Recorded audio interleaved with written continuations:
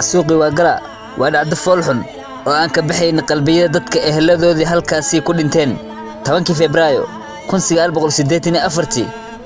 waxaa ka dhacay xasuuq bini'aadanimo oo taariikhi ah abadkii ugu xumaa dalka Kenya waxay ahayd maalmo aad u madow maalmo foolxun oo naxtin badan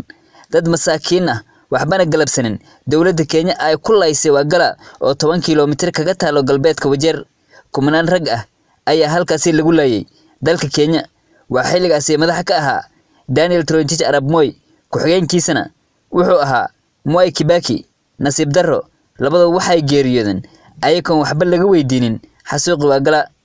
amniga gobolka Waqooyi Bari xilligaasii waxa uu weynaa Benson Kari gobolka Wajeer waxa uu weynaa Joshua Matui hawshana oo xasuuqi waa gala waxa loo isticmaalay kusimaha gudoomiyaha amniga Wajeer MMTMA shaki kuma jiro in xadgudubkii ugu xumaa ee xaquuqul insaanka uu ka dhacay waa gala ee magaalada Wajeer